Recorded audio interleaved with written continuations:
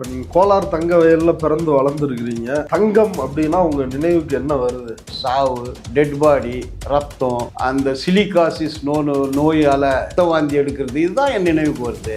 எங்கள் அம்மா காதிலோ இல்லை பக்கத்து வீட்டில் இருக்கிற இல்லை சகோதரி காதிலையோ இல்லை அவங்க உடலில் செயினாவோ அப்படி நான் பார்க்கவே இல்லை. மைன்ஸ் தொழிலாளருடைய குடும்ப பெண்கள் நகைக்கும் அந்த குடும்பத்துக்கும் சம்பந்தம் கிடையாது. இந்த ஜான் டைலர் அவர் தான் வந்து அந்த தங்க சுரங்கத்தினுடைய ஒரு சிற்பி.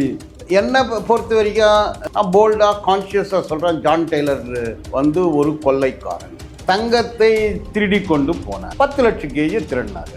மொத்தத்தையும் இங்கிலாந்துக்கு எடுத்துன்னு போனார். 6000 பேர் புதையுண்டு போனார். ஒரு 3 லட்சம் பேருக்கு சிலிகோசிஸ் ரத்த வாந்தி எடுத்து செத்து போனாங்க. ஊர் சொத்தையே கொள்ளடிச்சிட்டு போயிட்டான். ஒரு கொள்ளை கூட்டத்தின் தலைவன். சுகபோக வாழ்ந்தார்கள், சுகபோக வாழ்க்கை.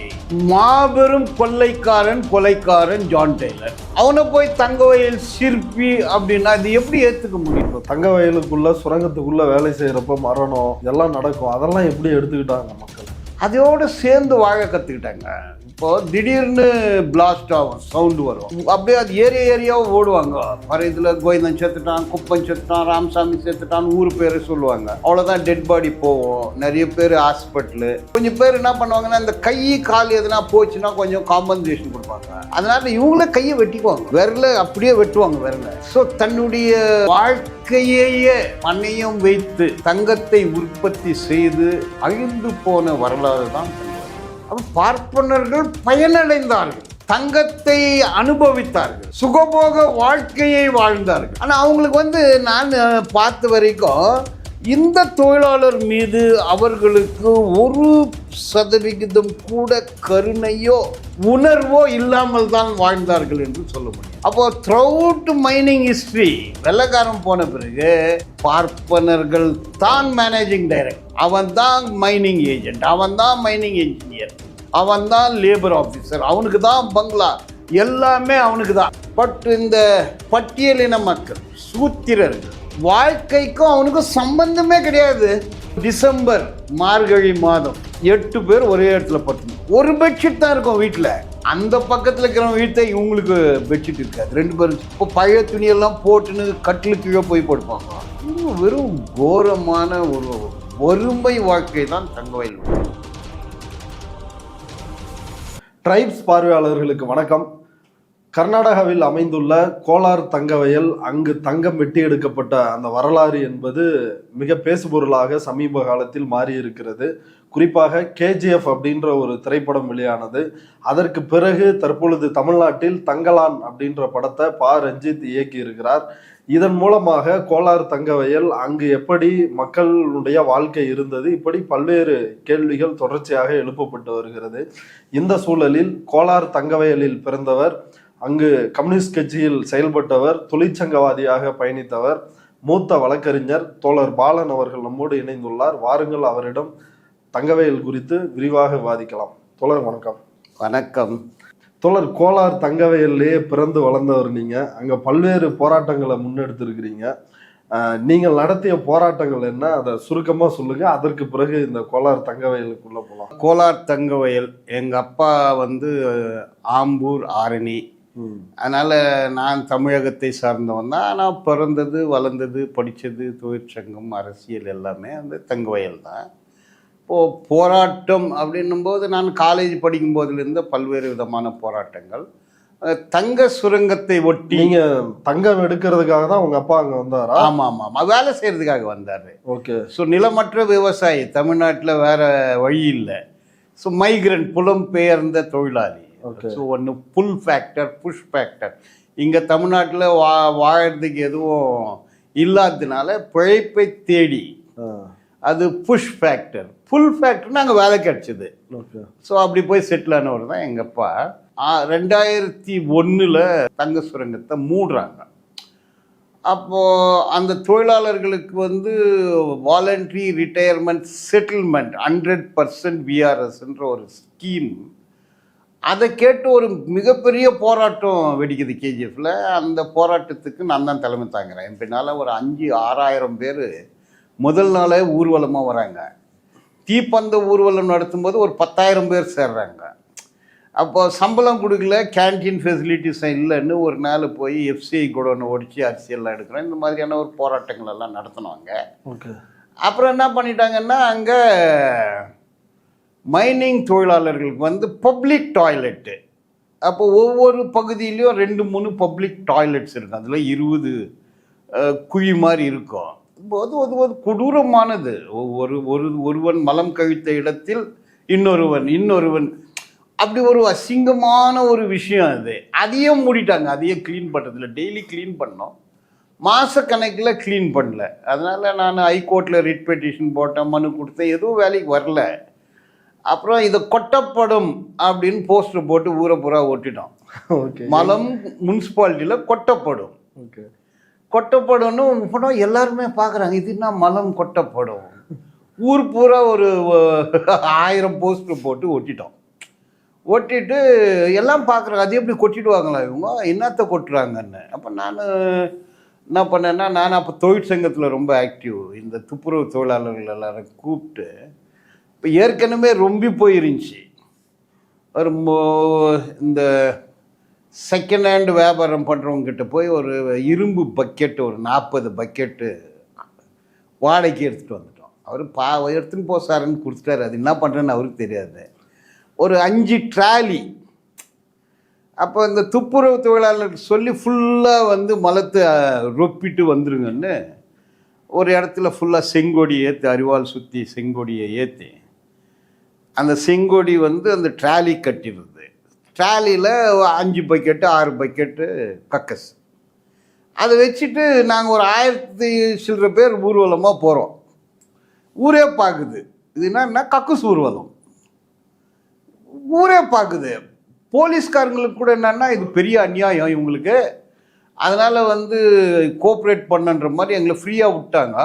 அப்படியே ஒரு 3 கிலோமீட்டர் ஊர்வலமாக வந்து ஒரு நகைக்கடை இருக்குது. அந்த நகைக்கடை உள்ள அந்த ஸ்ட்ரீட்டில் போய் அப்படியே போய் முனிசிபாலிட்டி உள்ளே போயிட்டோம். இப்போ என்ன பண்ண போகிறேன்றது யாருக்கும் தெரியாது. எனக்கு தான் தெரியும் என்ன பண்ணுறேன்னு. பிளானு முனிசிபல் பிரசிடெண்ட் தலையில் கொட்டிடணும், கமிஷனர் தலையில் கொட்டிடணும்னு போனது. உள்ளே போகிறோம். உள்ளே போகும்போது கமிஷனர் கார் வந்து நிற்குது. கிடச்சிட்டான்னு ஒரு பக்கெட் எடுத்துன்னு போய் தலையில் ஊற்ற ஓடுறோம். ஓடிட்டான் அவன். அந்த கார் மேலே அடித்தேன். கார் மேலே அடித்ததும் ஜனெல்லாம் செதுருது.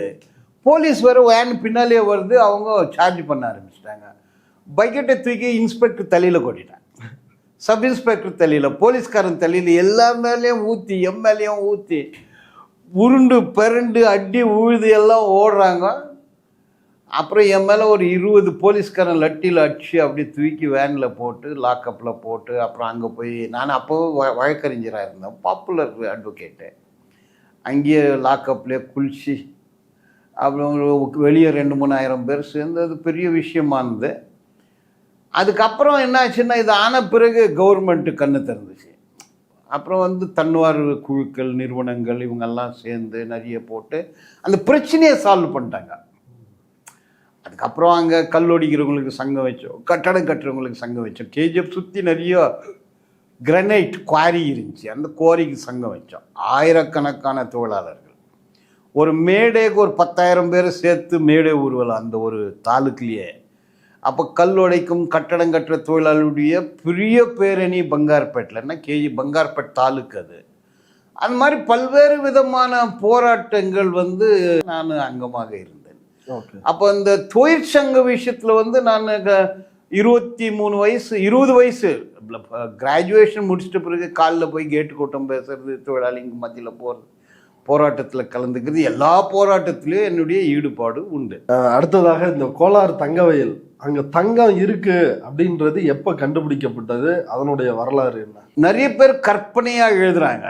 ராஜராஜ சோழன் காலத்தில் அங்கே இருந்தது, அப்புறம் வந்து விஜயநகர சாம்ராஜ்யத்தில் இருந்தது, வைசாலர்கள், விஷ்ணுவர்தனன், வடையார், அது வரைக்கும் அதற்கான எந்த ஆதாரமும் அங்கே இல்லை.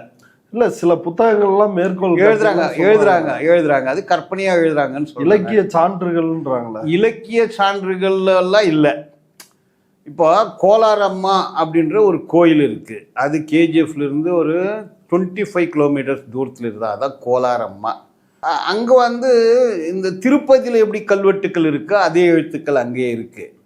அது கேஜிஎஃப்க்கு சம்மந்தப்பட்டது இல்லை. கேஜிஎஃப் வந்து அங்கே உள்ளூர் மக்கள் வாழ்ந்த இடம் அல்ல அது. ஓகே.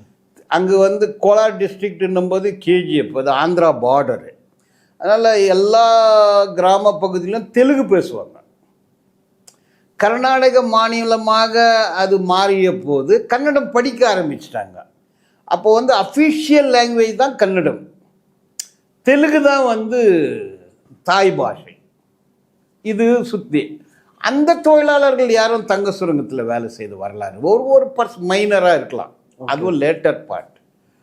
அப்போது தங்கம் ராஜராஜ சோழர் காலத்துல அப்போ தமிழர்கள் இருந்திருக்கணும்ல, அதுக்கான வரலாறு இருக்கணும்ல. இப்போது அயோத்தியாவில் ராமர் பிறந்தார் அப்படின்னு சொல்கிறாங்க, கல்வெட்டு இருந்ததாக சொல்கிறாங்க. அப்போது தசரத மகாராஜாவுக்கு 60 லட்சம் மனைவிமார்கள், எங்கே அதுக்கான எவ்வளோ பெரிய அரண்மனை இருக்கணும், அதுக்கான ட்ரேசஸ் இது மாதிரி ஒரு கற்பனையாக பல பேர் சொல்கிறாங்க. ஆனால் அதுக்கான எந்த ட்ரேசஸும் இல்லை. பட்டு வரலாறு பூர்வமாக என்னன்னா திப்பு கொல்லப்படுகிறார். ஓகே. 1799 மே 5ஆம் தேதி அந்த போரில் அவர் கொல்லப்படுகிறார். பிரிட்டிஷுக்கு எதிரான போர். பிரிட்டிஷ் மாத்திரம் இல்லை, பிரிட்டிஷ்காரனோட அங்கே தேசாய் அப்படின்ற ஒரு மகாராஜா, கித்தூர் ராணி சென்னம்மாவுடைய கணவர், அப்புறம் வந்து கொடகு ராஜா, பேஷ்வா மன்னர்கள், தமிழ்நாட்டிலன்னா புதுக்கோட்டை தொண்டைமான், இவங்கெல்லாம் வந்து வெள்ளைக்காரனோடு சேர்ந்து திப்பு அட்டாக் பண்ணுறாங்க. ஓகே. ஸோ அந்த போரில் திப்பு கொல்லப்படுகிறார். ஓகே. உடையார் வந்து பிரிட்டிஷுடைய ஏஜென்ட் அவர். ஓகே. அந்த அம்மா ராஜசேகர அம்மணி, அவங்க ஹைதராலி உயிராக இருக்கும்போதே first war of Mysore, second war of மைசூரில் அந்த அம்மா லெட்டர் எழுதுறாங்க. அந்த லெட்டர் இப்போ கூட இருக்குது. அப்போ சூரியன் சந்திரன் இருக்கும் வரை நீங்கள் தான் எங்களுடைய ஆளுநர்கள் அப்படின்னெல்லாம் உடையாருடைய அந்த ராஜசேகர அம்மணின்றவங்க லெட்டர் எழுதுறாங்க. அவங்க வந்து ஒரு 10 லட்சம் பகோடான்றது அந்த காலத்து பணம், அதை வெள்ளைக்காரனை கொடுக்குறேன், நீங்கள் திப்புவை கொண்டுட்டு ஆட்சி எங்கள் கையில் கொடுங்கன்னெல்லாம் நம்ம லெட்டர் எழுதுறாங்க. அதெல்லாம் ஹிஸ்ட்ரியில் இருக்குது. ஓகே. அவங்க வந்து வெள்ளைக்காரனோட நிற்கிறாங்க அவங்க. அப்போ திப்புவை கொண்டுட்டு உடையார் ஃபேமிலியை திருப்பி கொண்டு வந்து ஒரு பொம்மை அரசாக நியமிக்கிறாங்க பிரிட்டிஷ்காரர்களால். அப்போது பிரிட்டிஷ்காரன் வந்து என்னத்துக்கு இங்கே எதற்காக இங்கு யுத்தம், உயிர் இழப்பு, ரத்தம் எல்லாம் இயற்கை வளங்களை கொள்ளையடிப்பது பேசிக் அதுதான். அப்போது இயற்கை வளம் கர்நாடகாவில் எங்கெங்கே இருக்குமா, அப்போ மைசூர் ராஜ்யம் அதை சர்வே பண்ணுறாங்க. சர்வே பண்ணும்போது இப்போ சர்வே பண்ண நோக்கம்னா இயற்கை வளம், தங்கம், பிளாட்டினம், இந்த மாதிரி விலை உயர்ந்த உலோகங்கள், இயற்கை வளங்களை தேடி போகும்போது வாரன் அப்படின்ற ஒரு வெள்ளைக்காரர் அவர் சர்வேயில் இங்கே கோல்டு இருக்கிறது தெரிஞ்சுக்கிறார். இது அங்கே மக்கள் வாழ்ந்தார்களா? இல்லை. சுற்றி கிராமப்புறத்தில் வந்து விவசாயம் இருந்தது, பட் கேஜிஎஃப்ல இல்லை. அது வந்து காடாக இருந்த இடம் அது. அந்த இடத்துல தங்கம் இருக்குதுன்றது அவர் கண்டுபிடிக்கிறாரு. ஆனால் சக்ஸஸ் ஆகிறதில்லை. இது வந்து 1799 அது மேலே ஆராய்ச்சி பண்ண ஆரம்பிக்கிறாரு. 1804, 1810 அது வந்து மெட்டீரியலைஸ் ஆகுறதில்லை. அவர் அதை ஒட்டி எழுதி வச்சுட்டு செத்து போயிடுறாரு அவர். முதல்லையே அங்கே வந்து தங்க சுரங்கம் எரிஞ்சு தங்கத்தை வெட்டி இருந்தால் கண்டினியூட்டி ஆகிருக்குன்னு இல்லை, ஒரு ரீசர்ச் லெவலில் தான் இருக்குது. இது 1799 100 ஆண்டுகள் 90 ஆண்டுகள் ஆன பிறகு தான் அதை படித்து லாவ்லி அப்படின்ற ஒரு வெள்ளைக்காரர் இதை படிக்கிறார். ஓகே. அவர் தான் என்ன பண்ணுறாருன்னா 1870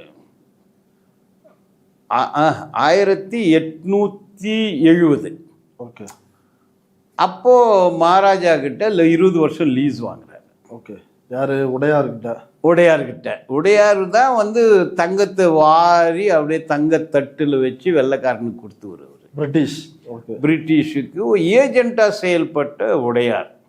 அதுக்கப்புறம் லாவ்லி இதெல்லாம் ரீசர்ச் கண்டுபிடித்த பிறகு ஜான் டெய்லர் அண்ட் சன்ஸ், அது வெள்ளைக்கார நிறுவனம், வியாபாரிகள், அவங்க தங்க இருக்கிறத கண்டுபிடிச்சி அவங்க தான் வந்து அதை ஸ்டார்ட் பண்ணுறாங்க. ஸ்டார்ட் பண்ணுறது எப்போ 1800 ஸ்டார்ட் பண்ணுறாங்க. 1800 1890 10 வருஷத்தில் அவங்களுக்கு வந்து ஒரு 750 கேஜி தங்கம் கிடைச்சதாக குறிப்புகள் இருக்குது. 750 கிலோ தங்கம் 10 வருஷத்தில். ஒரு ஓல்டு டெக்னாலஜி மேன்யுவலாக 750 கிலோ தங்கம் கிடைக்குது. அதுக்கு அவ்வளோ டீப்பாக போகல. அப்புறம் சர்வேல தெரிஞ்சு இன்னும் டீப்பாக போக அது எப்படின்னா, இது ஒரு 2 லட்சம் வருஷமாக பூமிக்கு அடியில் ஏற்பட்ட பல மாற்றங்கள், ரசாயன மாற்றங்கள், அதனால் உற்பத்தி. அது வந்து ஒரே பெல்ட், அது கோரமண்டல் அப்படின்ற ஒரு இடம். அதனால் பெமல் ஃபேக்ட்ரி இருக்குது. அந்த ஃபேக்ட்ரியை தாண்டி கிடையாது, ஆலமரம் வரைக்கும் தான் வந்து ஒரு ஸ்பாட். அங்கேருந்து மாறிக்குப்போ ஒரே பெல்ட், அது இப்படி ஒரு 1 கிலோமீட்ரு, இப்படி ஒரு 6 கிலோமீட்ரு, அவ்வளோதான் கோல்டு. அது அது அதை தாண்டி எங்கேயும் கிடையாது. அப்போ ஒரு 10 ஷாப்ட்டு தான், 10 இடத்துல தான் வந்து தொலை போட்டு எடுக்கிறாங்க. அப்போது 1 கிலோமீட்டருக்கு 6 கிலோமீட்டர் தான் தங்கப்படிவங்கள். அதுக்கு பின்னாடியே இல்லை, முன்னாடியே இல்லை. அது லேயராக வருது. 50 அடி கீழே, 100 அடி, 200 அடி, 300 அடி, 1000 அடி, 1500 அடி, 2000 அடி, 3000 அடி வரைக்கும் போகுது. அதே இடத்துல தான் போகுது. அது எப்படி போகுதுன்னா, இப்போ அரிசி இந்த பயிரெல்லாம் எப்படி இருக்குது அந்த மாதிரி தங்கம் வந்து வளர்றது தானே. அது வளர்ச்சி ரசாயன மாற்றத்தால் உருவாக்கப்பட்டது. அப்படியே இயற்கை வளர்ந்தானே அது. ஸோ இதை John Taylor and company registration 1883. அப்போ 30,000 பேர் தேவைப்படுது. 30,000 பேர் லோக்கல்ல யாரும் வர்றதில்லை. கர்நாடகாவில் இருந்து யாரும் வர்றதில்லை, ஆந்திராவில் இருந்து இல்லை வர்றதில்லை. அப்போ இதற்கான தொழிலாளர்கள் எங்க இருந்து? எல்லாம் வடார்காடு, தென்னார்காடு, வேலூர், ஆம்பூர், குடியாத்தம், ஆரணி, வடார்காடு, அப்புறம் தென்னார்காடு குறைவு. வடார்காடு, சேலம், தருமபுரி, கிருஷ்ணகிரி, சேலம், தருமபுரி. அங்கே வந்து அந்த ஏரியா பேர் இது தருமபுரி லைனு, இது கிருஷ்ணகிரி லைனு. சேலத்தில் ஒரு சேரி பேர் சொர்க்காப்பேட்டை, அதே மாதிரி சொர்க்காப்பேட்டைன்னு கேஜி பேர் இருக்கும். தமிழ்நாடு அப்படியே புலம்பெயர்ந்து வந்த மாதிரி இருக்கும். தமிழ்நாடு பெயர்கள் படிக்கிறது தமிழ். அப்படியே தமிழ்நாட்டில் அந்த வில்லேஜத்தில் கிராமங்களில் வந்து என்ன ஒரு மாதிரியான ஒரு கலாச்சாரம், வாழ்க்கை முறை, வழிபாட்டு முறை அப்படிதான். இது வந்து கேஜிஎஃப் ஃபார்மேஷனை இப்போ தமிழ்நாட்டில் கூட சரி, வேறு எங்கேயுமே ஊர் ஃபார்மேஷன் என்னும்போது ஊராக இருக்காது, ஒரு அக்ரஹாரம் இருக்கும். பார்ப்பனர்கள் மாத்திரம் இருப்பார்கள். ஊர் சூத்திரன் வாழக்கூடிய ஊர், ஜாதி இந்துக்கள் சூத்திரன், அப்புறம் வந்து சேரி பறையர்கள் வாழக்கூடிய பகுதி, இந்த மாதிரி தான் ஃபார்மேஷன். அப்போ கேஜிஎஃப்பும் அதே ஃபார்மேஷன் தான். அப்போ ஒரு ரயில் ரோடு போவோம், அது அந்த பக்கம்தான் வந்து கோல்டு ஃபீல்டு. அது அங்கே வெள்ளைக்காரன் வாழ்ந்தான், யூரோப்பியன்ஸ். எப்படி வாழ்ந்தான்னா, ரொம்ப இங்கிலாந்து மாதிரி பண்ணிட்டான். அதை கோல்டு பெரிய பெரிய பங்களோ, 3 ஏக்கர் 5 ஏக்கரா ஒரு வீடு, ஸ்விம்மிங் பூலு, பெரிய பங்களான்னா உலகத்தில் இருக்கக்கூடிய எல்லா விதமான பழம் தரக்கூடிய மரங்கள், பூ செடி கொடி, பூங்கொத்து, இப்படி மான், இயற்கை அப்படியே அப்படியே சுகபோக வாழ்க்கை. அவர்களுக்காக வந்து கிளப்பு, பெரிய கேஜிஎஃப் கிளப்புன்னா மிகப்பெரிய எல்லாம் ஃபாரின் சரக்கு, கேளிக்கை, பால்ரூம், டான்ஸு, ஸ்னூக்கர், அதெல்லாம் இன்னும் கூட இருக்குது அந்த மாதிரி. அப்புறம் ஸ்விம்மிங் பூல்ஸ்லாம் இந்த இடத்துல நிறைய இடத்துல ஸ்விம்மிங் பூல் அப்படின்னு ஏரியாவாக இருக்குன்னா இது எல்லாமே யூரோப்பியன்ஸுக்கு தான். ஸ்கேட்டிங் ரிங்க், அவங்களுக்காக வந்து இங்கிலீஷ் எஜுகேஷன், அது ஒரு அளவு. அதில் வந்து எப்படி அக்ரஹாரத்துக்குள்ளே வந்து சேரிக்காரர்கள் போக முடியாதோ, வெள்ளைக்காரர்கள் வாழும் பகுதியிலையும் இவங்க போகவே முடியாது. ஆனால் ஒரு மாற்றங்கள் என்னென்னா, வெள்ளைக்காரன் மாட்டுக்கறி சாப்பிடுவான், ஆட்டுக்கறி சாப்பிடுவான், பன்னிக்கறி சாப்பிடுவான். அவனுக்கு பட்லர்னா சமையல்காரர், தலித்துங்களை வச்சுக்கினாங்க. ஏன்னா பார்ப்பனர்கள் ஜாதி இந்துக்கள் மாட்டுக்கறி சாப்பிட மாட்டான், பன்னிக்கறி சாப்பிட மாட்டான். அப்போ அவனுக்கு பட்லரு, தோட்டக்காரன், ஸ்விம்மிங் பூலு, செக்யூரிட்டி, எல்லா விதமான. அப்போ பங்களான்னா ஒரு அவுட் ஹவுஸில் வேலை செய்யக்கூடியவர்கள் பட்லரு. இதுக்கு சுரங்க நிர்வாகம் செலவழிக்கும், இப்படியான ஒரு வழி. அப்போ இந்த தொழிலாளர்கள் எங்கே இருக்கிறாங்க அப்படின்னு பார்த்தீங்கன்னா, அன்காக்ஸ், அது ஒரு எண்டு மாரிக்குப்பம். அங்கே லேன் அப்படின்வாங்க. ஒரு 300-400 குடும்பங்கள், 8 தான் வீடு, 8 எல்லாமே பொது தான். பொது கழிப்பறை, பொது தண்ணீர், பொது விநியோகம், பொது ரேஷனு, பொது ஆஸ்பத்திரி, எல்லாமே கியூ தான். 8 தான் வீடு. பெட்ரூமு, பாத்ரூமு, கிச்சன் அப்படியெல்லாம் இல்லவே இல்லை. 8 போய் என்ன இருக்கும்? வெறும் இந்த தட்டி வீடு. தட்டி வீடுனாக்கா இந்த மூங்கிலில் செதுக்கி அந்த தட்டியில் தான் வீடு கட்டுவாங்க. நீ ஒரு சைக்கிளை ஸ்பீடாக எடுத்துன்னு போய் இடிச்சுன்னா வீடு விழுந்துடும் மேலே. இந்த மாதிரியான நிலைமை தான். அப்போது வேலை நேரம் காலையில் 7 மணிக்கு போனால் நைட்டு 7 மணிக்கு தான் வருவாங்க. பல வருஷம் சூரியனே பார்க்க முடியாது. அப்படின்னா உள்ளே போனால் பணம், வெளியே வந்தால் பணம் இவங்களுக்கு ஒன்றும் வர்றதில்லை, அது வெள்ளைக்காரனுக்கு தான் பணம். அப்போது வறுமையான வாழ்க்கை, சுரங்க தொழிலாளர்களுடைய வாழ்க்கை வறுமையான வாழ்க்கை. இப்போ இந்த தொழிலாளர்கள் இவர்களுடைய பின்னணி என்ன? இப்போ வடார்காடு, தென்னார்காடு, சேலம், கிருஷ்ணகிரி, இங்கே எல்லாரும் நிலமற்ற கூலி தொழிலாளர்கள், சேரியில் வாழக்கூடிய பறையர்கள், பட்டியலின மக்கள் 80% அவங்க தான். கொஞ்சம் பேர் முதலியார்ஸு, கவுண்டர்ஸு, அந்த மாதிரி ஆளுங்களும் வந்தாங்க. அவங்க வியாபாரத்தை ஸ்டார்ட் பண்ணிக்கினாங்க. வெங்காய வியாபாரம், தக்காளி வியாபாரம், புளி பூண்டு வியாபாரம், அந்த மாதிரி வியாபாரத்தில் போனாங்க. இந்த கூலி வேலைன்னா இப்போ போவி பண்ணி மேய்க்கிறவங்க, ஆடு மாடு மேய்க்கிற இந்த மாதிரியான கம்யூனிட்டி ஒரு 5 to 10% நிலமற்ற கூலிகள், பிழைப்பை தேடி புலம்பெயர்ந்து வந்தவர்கள். ரெண்டாவது தைரியமாக வேலை செய்யக்கூடியவர்கள். இப்போ நீங்கள் பார்த்தீங்கன்னா காசா, இஸ்ரேலுக்கு வேலைக்கு போகிறாங்க. அவங்கள போய் எதுக்காக இங்கே செத்து போயிடுவீங்கன்னா, அங்கே சோறு இல்லாத சாவரம், இங்கே காசெல்லாம் வாங்கி செத்து போகிறேன்றாங்களா. அந்த மாதிரி தமிழ்நாட்டில் அவங்களுக்கு வாழ வழி இல்லை, நிலம் புலம் எதுவுமே கிடையாது. எல்லாம் சேரி கிராம பகுதியில் நிலமற்ற கூலி விவசாயிகள் உயிரை பணயம் வைத்து வாழ்வதற்கு இங்கு வழியின்றி வாழ்வை தேடி வந்த புலம்பெயர்ந்த தொழிலாளர்கள் அனைவருமே தமிழர்கள் தான். இந்த மாதிரியான ஒரு நிலைமை. காலையில் நான் கூட அதில் அந்த இடத்துல தான் பிறந்து வளர்ந்தது. இந்த டிஃபன்ன்றதே கிடையாது, யார் வீட்லையுமே ஃபேனே இருக்காது. ஃபேன்ன்றது பெரிய லக்ஸுரி, ஃபோனு பெரிய லக்ஸுரி. வீட்டில் டீ போட்டு கொடுத்தாங்கன்னா அவங்க பெரிய கோட்டீஸ்வர வீடு டீ போடுறாங்கன்னா. டீனா இப்போ யாருன்னா ஊர்லேருந்து வந்தால் ஓடி போய் ஒரு மலையாளி ஹோட்டலில் டீ வாங்கிட்டு வருவாங்க. அந்த டீயை அப்படியே கொடுத்தா ஏழை. அந்த டீயை ஒரு ஸ்டீல் கிளாஸில் ஊற்றி கொடுத்தா அவங்க கொஞ்சம் ஃபைனான்ஷியலி சவுண்டு. இவ்வளோ பெரிய வறுமை. அங்கே கான்வென்ட், கேஜிஎஃப்னா எல்லாமே இங்கிலீஷ். அங்கே தான் இவ்வளவு தங்கத்தை வெட்டி எடுக்கிறாங்கன்னு சொல்கிறீங்க, அங்கே போய் இப்படி ஒரு நிலைமைன்றீங்க. ஆமாம்மா, தொழிலாளர்களை அப்படி தான் வச்சுருந்தாங்க. அப்போது அவர்களுடைய வாழ்க்கையில் பங்கு பெற்று அவர்களுடைய வாழ்க்கை உயர்வுக்காக போராட்டம் செய்தவர்கள் கம்யூனிஸ்டுகள். துப்பாக்கி பிரயோகம் ஆகுது, துப்பாக்கி சூட்டில் 6 பேர் செத்தாங்க, 6 பேருமே கம்யூனிஸ்டுகள். கம்யூனிஸ்டுகள் உள்ளபடியே அந்த தொழிலாளரின் வாழ்க்கை உயர்விற்காக பல ஆண்டு காலம் போராட்டம் பண்ணி உயிர் தியாகம் செய்தவர்கள். அது தமிழர்கள் என்றதுனால அப்புறம் பெரியார் இயக்கங்கள் வந்தது. ஆனால் பெரிய தொழிற்சங்க தாக்கமெல்லாம் இல்லை.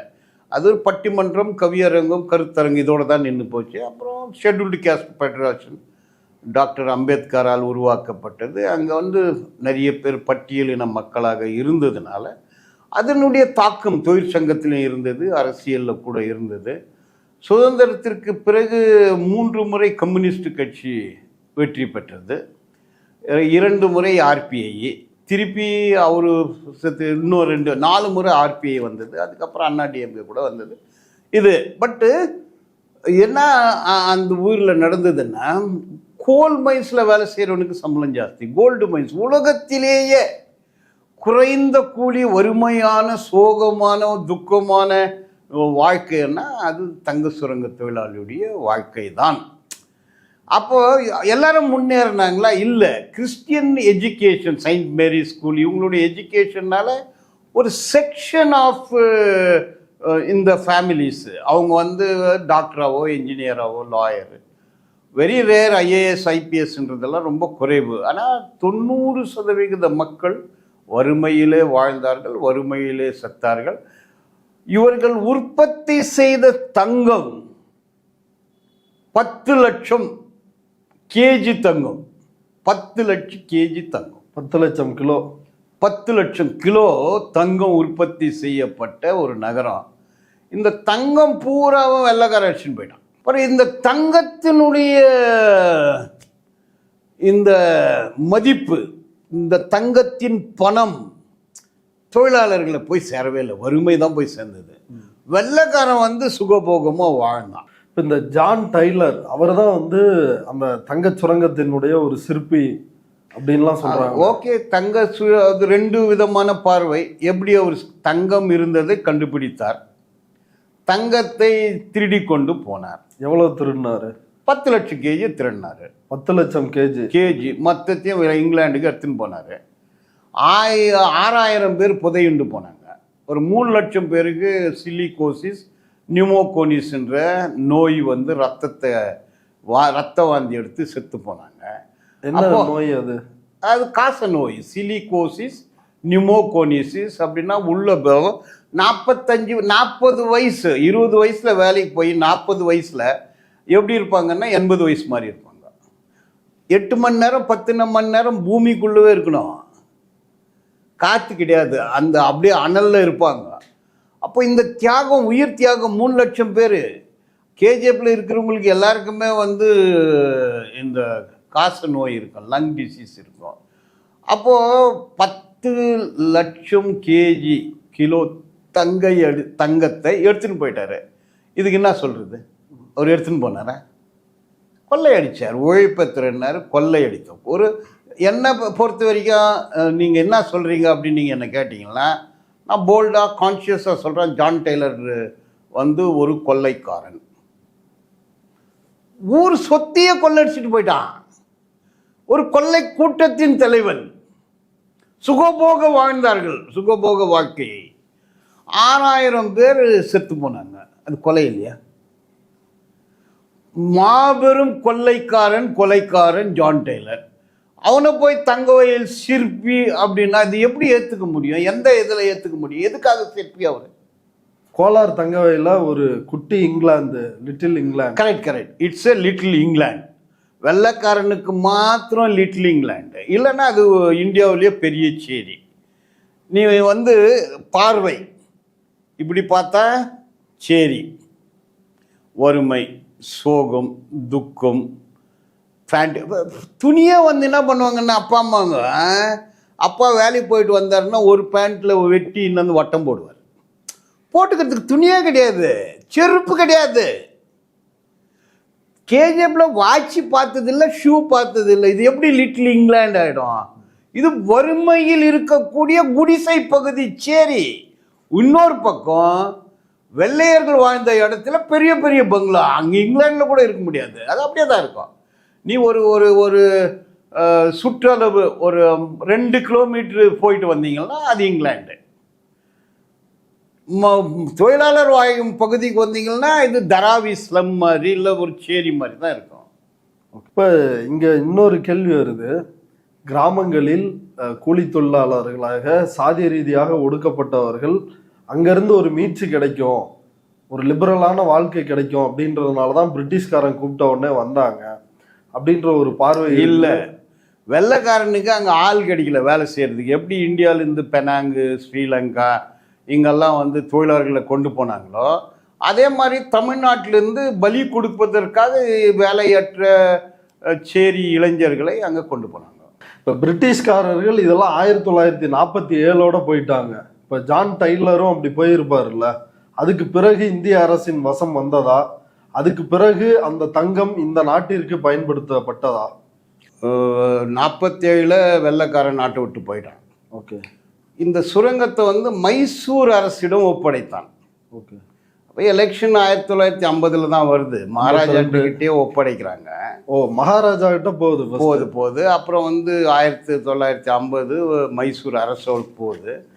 1956 வந்து பாரத் கோல்டு மைன்ஸ் லிமிடெட் வந்து மத்திய அரசாங்கத்து கண்ட்ரோலில் போகுது.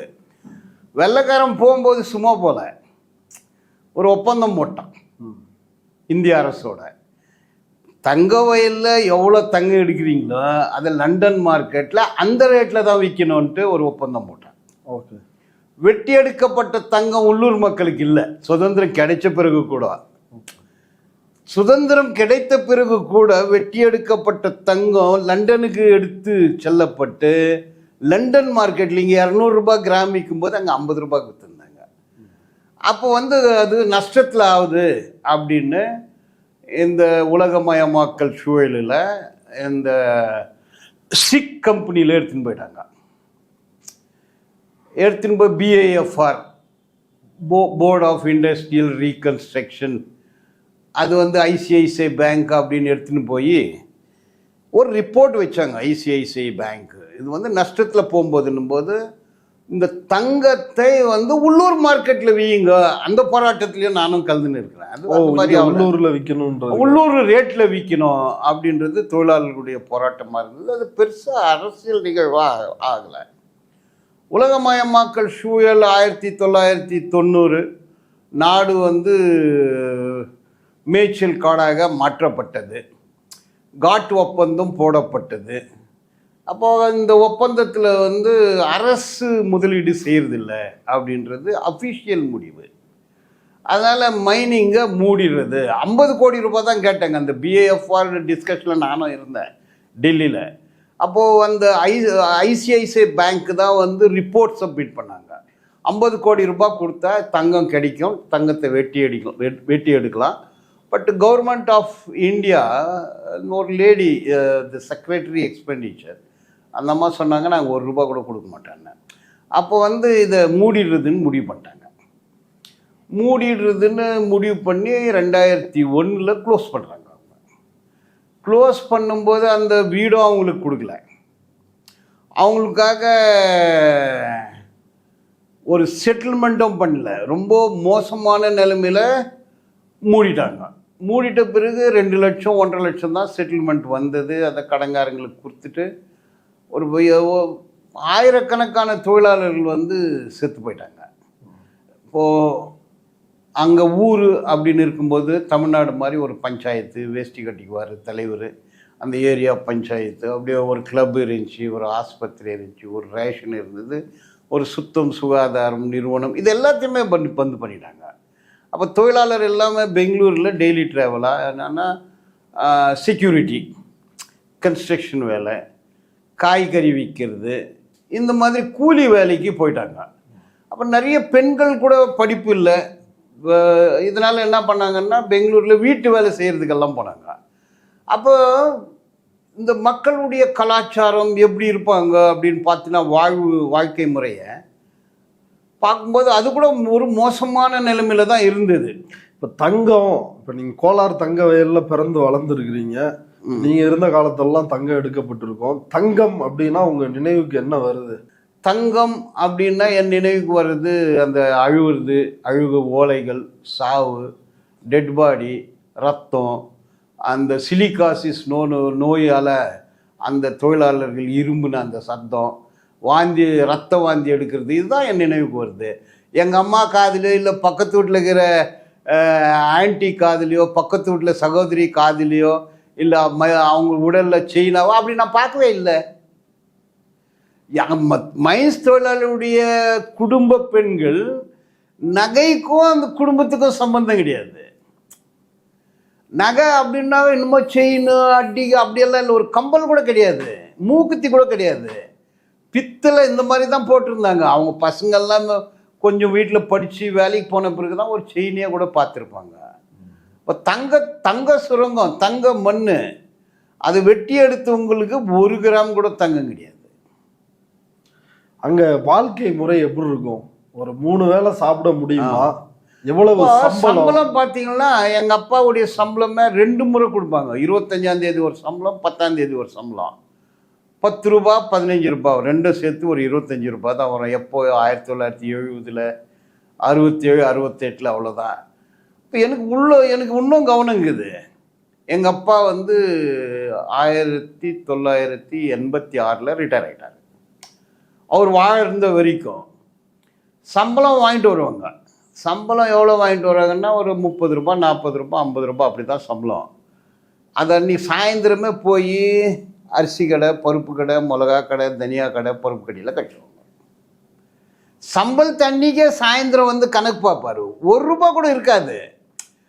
அந்த ஒரு மாதமும் வீட்டில் 50 பைசா இருக்காது. வீடெல்லாம் தேடினா 50 பைசா இருக்காது, 25 பைசா கூட இருக்காது. ஏதோ சாவாயிடுச்சு, தமிழ்நாடுக்கு போக வேண்டியதாகிடுச்சுன்னா சேட்டுக்கிட்ட ஓடி போய் அந்த ஒரு மூக்குத்தி வச்சுருவாங்க. துணி பட்டு புடவை அடமானம் வச்சு போனதெல்லாம் பார்த்துக்கிறேன் நான். பேண்ட்டு ஷர்ட்டை கூட அடமானம் வைப்பாங்க. வேற நகை நட்டு இருந்தால் தானே வைக்க முடியும். பொறுமையாக 50 பைசா கிடையாது, யார் வீட்லேயுமே 50 பைசா இருக்காது. 3 வேளை சாப்பிடுவாங்களா? அது வந்து ரேஷனுன்னா தமிழ்நாட்டிலேருந்து தூசியாக ஒரு மோசமான கோதுமை, கேழ்வரகு, அரிசியை கண்ணில் பார்க்கவே முடியாது. அப்படியே பூத்து போய் கொறுப்பாக இருக்கும். அந்த அரிசி தான் கொடுப்பான். அதுக்கு ஒரு இன்னைக்கு நைட்டு போய் படுத்துக்குன்னா நாளன்னைக்கு காலைல தான் உனக்கு ரேஷனில் கியூ கிடைக்கும். அங்கேயே போய் படுத்துக்குவாங்க. அது வந்து இந்த வீட்டில் வாங்கிடும். இது 1ஆம் தேதி 2ஆம் தேதி 3ஆம் தேதி 4ஆம் தேதி இருக்கும். இவங்ககிட்ட கடன் வாங்கிக்கோங்க. ஒரு சேர் அரிசி கொடு, ஒரு சேர் கேவுரு மாவு கொடு, 1 கேஜி கோதுமை மாவு கொடுன்னு வாங்கிப்பாங்க. ஃபுட்டுன்றதே வந்து நியூட்ரிஷியஸாக இல்லை. ஒரு 100 கிராம் வேர்க்கடலையில் சட்னி பண்ணி 8 பேர் சாப்பிடுவாங்க. 100 கிராமில் கொஞ்சம் கொஞ்சம். அப்போது சட்னி, ரொட்டிக்கு வந்து ஆயிலே இருக்காது. Oil not affordable. 1 லிட்டர் ஆயிலும் 1 மாதத்துக்கு யூஸ் பண்ணேன். எங்கள் அம்மா கூட அப்படி தான். 1 லிட்டர் ஆயில் 1 மாதத்துக்கு. அதில் வந்து ஒரு குச்சியில் துணியை சுற்றிட்டு சும்மா அப்படி காட்டுவாங்க. வெறும் சுக்கா ரொட்டி. இப்போ டயபெட்டிக்காரன் சாப்பிட முடியாதுன்றாங்களே, அந்த மாதிரி தான். ஆயில் இல்லை. யார் வீட்லேயுமே மில்க் வாங்கிறது இல்லை. மில்க்குன்றது இல்லை, டீன்றது இல்லை, காஃபின்றது இல்லை. பழ வகைகள் யாருக்குமே தெரியாது. எப்போனா சிக்கான ஒரு ஆப்பிள், ஒரு ஆரஞ்சு வாங்குவாங்க. சிக்கானதான். அப்போ ஆட்டுக்கறி. அப்போ தொழிலாளர் வீட்டில் 6 மாதத்துக்கு ஒரு முறை தான், தீபாவளி அன்னைக்கு தான் ஆட்டுக்கறி. அது கூட சீட்டு போட்டு கறி. இப்படி தான் வறுமை. அப்போ அவனுக்கு வந்து பெட்ரூம் கிடையாது, பாத்ரூம் கிடையாது, கிச்சன் கிடையாது, வெராண்டா கிடையாது, ப்ரைவசி கிடையாது, டாய்லெட் கிடையாது, வீட்டில் தண்ணி குழா கிடையாது, கரண்ட் கிடையாது. அங்கதான் முதல் முறையா கரண்ட் கிடையாது. இப்போ நான் படிச்சதெல்லாம் கூட அந்த ஒரு கார்பெட் லேம்ப் வரும், கார்பெட் கல் போடுவாங்க. அதை வச்சுட்டு பசங்கள்லாம் சுற்றி உக்காந்துன்னு படிப்பேன். எங்கள் வீட்டில் டேபிள் கிடையாது, சேர் கிடையாது, லைட்டு கிடையாது. கரண்ட்டு வீட்டுக்கு வந்தது 1990 தான். அது வரைக்கும் கரண்ட்டே கிடையாது. கரண்ட்டு பணக்காரனுக்கு, பங்களாவில் தான் கரண்ட் இருக்கும். அப்போ டிஃபன் யார் வீட்லேயுமே ஆகாது. காலையில் எழுந்திரிச்சு என்ன பண்ணுவாங்கன்னா உக்காந்துன்னு இருப்பாங்க. பால் இல்லாமல் இந்த கருப்பு வெல்லம் வரும். இந்த காஃபி கொட்டையை வாங்கி இட்சி காஃபி போட்டு இவ்வளோ ஒரு கிளாஸ் சாப்பிட்டு உட்காந்துன்னு இருப்பாங்க. டிஃபன்ன்றது 90% தொழிலாளி வீட்டில் டிஃபன் கிடையாது. யாரோ அவங்க வீட்டில் அவங்க ஒய்ஃபோ வேலை செய்கிறாங்க, அந்த மாதிரி வீட்டில் தான் டிஃபன் இருக்கும். அப்போ காலையில் இட்லி தோசை அப்படியெல்லாம் இல்லை. பிரியாணின்றது யாருக்கும் தெரியாது. சிக்கன் பிரியாணி, மட்டன் பிரியாணியே தெரியாது. கபாபும் தெரியாது, ஏரோப்ளேன் தெரியாது, ஸ்கூல் தெரியாது, வாட்ச் தெரியாது, கண்ணாடி தெரியாது, நல்ல துணி தெரியாது. நானே காலேஜ் முடிக்கிற வரைக்கும் ஷூவே போட்டது கிடையாது. வறுமை அது. காய்க்கு துணி போட்டு ஸ்டூடெண்ட்ஸ் எல்லாம் வந்து காலேஜுக்கு போவாங்க. அஃபோர்டபுள் இல்லை. நிறைய பேர் அதை கூட படிக்க வைக்க முடியாது. மிகவும் மோசமான வறுமையில் வாழ்ந்த தங்க சுரங்க தொழிலாளர்கள். கல்வி இதெல்லாம் எப்படி இருந்துச்சு அங்க?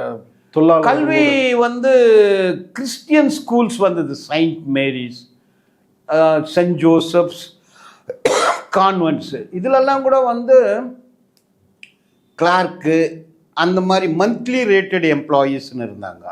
அவங்க பசங்க தான் அங்கே படிப்பாங்க. இப்போ இந்த தொழிலாளர் வாழும் பகுதியில் இருக்கக்கூடிய மாணவர்களுக்கு காலில் செருப்பு இருக்காது, ஷூ இருக்காது, பழைய பேண்ட் போட்டிருப்பான், தமிழ் ஸ்கூல் படிக்க போவான்.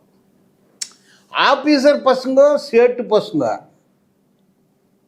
மேல் ஜாதி பிள்ளைங்க அவங்க வந்து கான்வென்ட்டுக்கு போவாங்க. அவங்க ஷூ போட்டிருப்பாங்க, டை கட்டியிருப்பாங்க. அவங்களுக்கு தான் எஜுகேஷன். கேஜிஎஃப்ல எல்லாமே நிறைய பேர் இங்கிலீஷ் நல்லா அதெல்லாம் சும்மா கதை. எஜுகேஷன் மறுக்கப்பட்டது. TCM school, Angamuthu school, Kottayi school, no standard. அதில் படித்து யாரும் ஐஏஎஸ், ஐபிஎஸ், சயின்டிஸ்ட்டு அப்படியெல்லாம் யாரும் ஆகலை. கொஞ்சம் பேர் லாயருங்களாக இருப்பாங்க, அது கூட நான் 100 கணக்கில் இல்லை, வெரி ஃபியூ.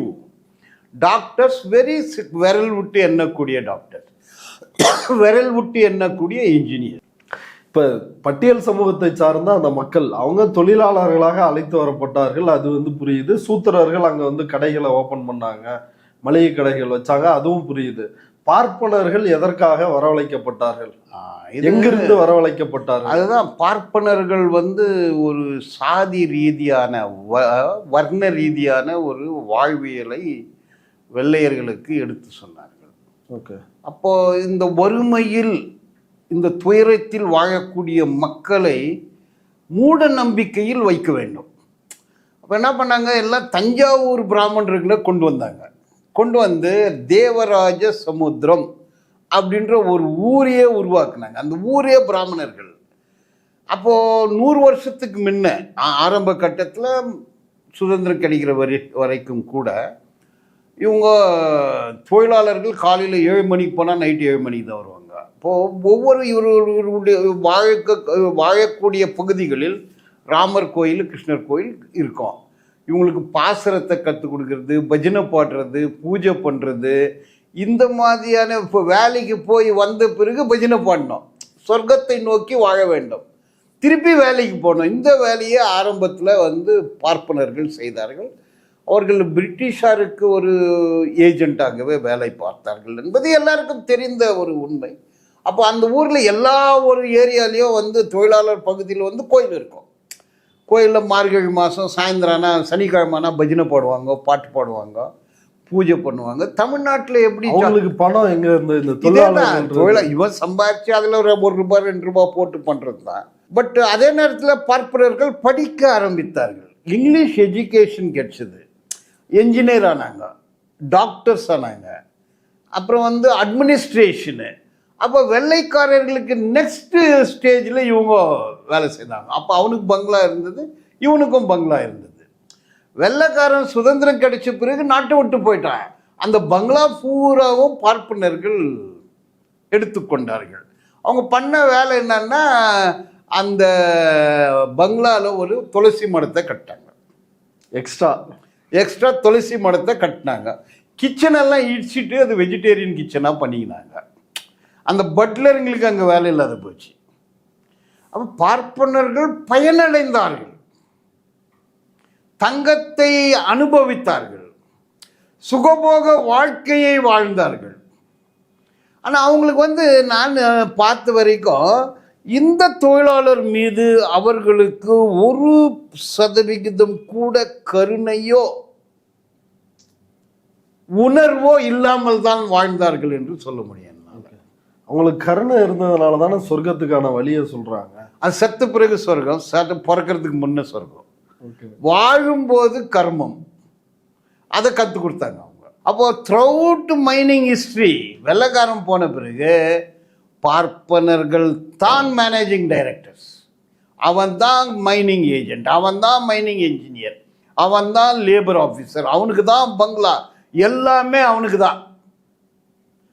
பட் இந்த பட்டியலின மக்கள், சூத்திரர்கள், வாழ்க்கைக்கும் அவனுக்கும் சம்பந்தமே கிடையாது. குழு இப்போ டிசம்பர் மார்கழி மாதம் 8 பேர் ஒரே இடத்துல படுத்து நிற்பாங்க. ஒரு பெட்ஷீட் தான் இருக்கும் வீட்டில். அந்த பக்கத்தில் இருக்கிறவங்க வீட்டை இவங்களுக்கு பெட்ஷீட் இருக்காது. 2 பேரும் இப்போ பழைய துணியெல்லாம் போட்டுன்னு கட்டில் கீழே போய் படுப்பாங்க. இது வெறும் கோரமான ஒரு வறுமை வாழ்க்கை தான் தங்கவயலுடைய வாழ்க்கை. அது எதுக்கோ தெரில. அந்த ஊரில் இன்னொன்று அரசியலாக செங்கொடி இருந்தது, நீலக்கொடியும் இருந்தது. அம்பேத்கர் நீலக்கொடி, கருப்பு கொடியும் இருந்தது, திராவிடர் கழக கொடி. 3 கொடிகளுமே ஒரு கம்பத்தில் பறக்கக்கூடிய கொடிகள் அது. பட் இந்த ஆர்பிஐக்கும் கம்யூனிஸ்டுக்காரங்களும் அச்சுன்னு சத்தாங்க பாரு. இவன் வீடு அவன் அடிப்பான், அவன் வீடை இவன் அடிப்பான். இந்த வீட்டில் காக்கா உக்காந்தா அவனுக்கு பிடிக்காத அந்த வீட்டில் பொண்ணே பார்க்க மாட்டாங்க. அவன் ஆர்பிஐக்காரன் அவன் வீட்டில் பண்ணுவானாப்பா, இவன் கம்யூனிஸ்டுக்காரன்பா, இவன் பையன் சரியில்லைப்பா. ஏன் அப்படி? அந்த மாதிரியான ஒரு காழ்ப்புணர்ச்சி, தொழிற்சங்க சண்டைகள் அது அவர்களுக்குள்ளே இருந்துச்சா இல்லை உருவாக்கப்பட்டதா? உருவாக்கப்பட்டது, தலைவர்களால் உருவாக்கப்பட்டது தான். அது அப்படியே ஏரியாவை அடிச்சுக்குவாங்க. அப்போ சாம்பியன் ரீஃப் அப்படின்ற ஒரு பகுதி ஆர்பிஐ, மாரிகோப்பம், மன்காக்ஸ், கில்பர்ட்ஸ் இது வந்து கம்யூனிஸ்டுகள். இவங்க அவங்கள அடிச்சு நிறைய பேர் ஊரை விட்டெல்லாம் ஓடி போயிட்டாங்க. பெண்களுடைய வாழ்க்கை அது இன்னும் கோரமானது. ஏன்னா சுகாதாரம் இல்லாத வாழ்வு முறை, ஒரு போஷாக்கு இல்லாத, புரோட்டீன் இல்லாத, பழ வகைகள் இல்லாத ஒரு வாழ்வியல். அவ பெண்ணுங்கள்லாம் கருப்பாக இருப்பாங்க, ஒட்டிய வயிறு, பரட்டிய தலை, ஒரு பார்க்கறதுக்கு வந்து ஒரு கிளாமராக இருக்க மாட்டாங்க. அதனால் படித்த பசங்க அந்த பொண்ணுங்களை யாரும் கட்ட மாட்டானுங்க, வெரி ரேர். அப்போ தமிழ்நாட்டில் கொடுத்துருவாங்க அந்த பொண்ணுங்களை. தமிழ்நாட்டில் என்ன பண்ணுவான், வில்லேஜில் கொடுத்துருவோம். ஆடு மேய்க்கிறோம், மாடு மேய்க்கிறோம், இல்லை 1 ஏக்கரா 1/2 ஏக்கரா வச்சுன்னுக்கிறோம். இப்போ இந்த கேஜிஎஃப்பில் வந்து ஒரு சிட்டி லைஃபை எக்ஸ்பீரியன்ஸ் ஆகிடுச்சு. வறுமையான வாழ்க்கை இருந்தாலும் கூட ஒரு city life, cinema, club, good ஃபுட்டுன்னா ஒரு வடை போண்டா, இல்லை அக்கேஷ்னலாக பிரியாணி, அந்த மாதிரியான. பட் தமிழ்நாட்டுக்கு போனால் இது எதுவுமே இல்லை. நிறைய பேர் தற்கொலை பண்ணின்னு செத்து போயிட்டு. தமிழ்நாட்டுக்கு கொடுத்த பெண்களில் 90% வாபஸ் வந்தவங்க. சில பேர் வீட்டில் சேர்க்க மாட்டாங்க. நீ என்னன்னா சரி, நீ போய் கணவனோடு இரு. அந்த பொண்ணுங்கள்லாம் தற்கொலை பண்ணின்னு செத்து போய்க்கிறாங்க. இப்போ இவ்வளவு கொடுமையான வாழ்க்கை, இல்லை திரும்பி போயிடலாம், ஊருக்கே போயிடலாம். நிறைய பேர் போனாங்க. ரிட்டையர் ஆன பிறகு நான்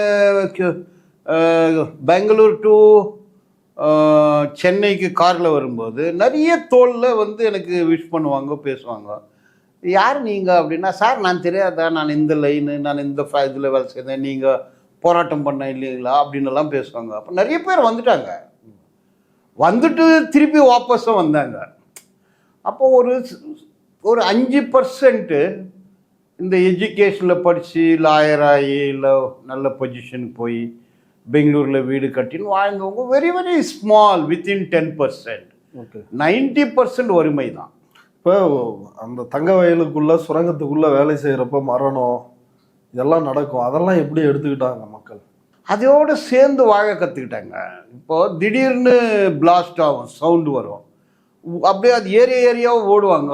வர இதில் கோவிந்தன் செத்துட்டான், குப்பன் செத்துட்டான், ராமசாமி செத்துட்டான், ஊர் பேரை சொல்லுவாங்க. அவ்வளோதான், டெட் பாடி போவோம். நிறைய பேர் ஹாஸ்பிட்டலு, நிறைய பேர் ரத்தம் கத்தி செத்துருவாங்க. கொஞ்சம் பேர் என்ன பண்ணுவாங்கன்னா, இந்த கை கால் எதுனா போச்சுன்னா கொஞ்சம் காம்பன்சேஷன் கொடுப்பாங்க. அதனால் இவங்களே கையை வெட்டிக்குவாங்க, விரலை அப்படியே வெட்டுவாங்க. விரலை அது வந்து வேலை செய்யும்போது வெட்டிட்டேன்னு சொல்லி அதுக்கு காம்பன்சேஷன் ஒரு 1000 ரூபாய் 500 ரூபாய் வாங்குவாங்க. ஸோ தன்னுடைய வாழ்க்கையையே பணயம் வைத்து தங்கத்தை உற்பத்தி செய்து அழிந்து போன வரலாறு தான் தங்கவயல் வரலாறு. இவ்வளவு நேரம் எங்களுடைய பார்வையாளர்களுக்காக நேரத்தை ஒதுக்கி இந்த கேஜிஎஃப் தங்கவயல் குறித்து விரிவாக உங்களுடைய கருத்துக்களை பகிர்ந்துட்டதுக்கு மிக்க நன்றி. நன்றி தோழர், அவகாசத்திற்கு நன்றி.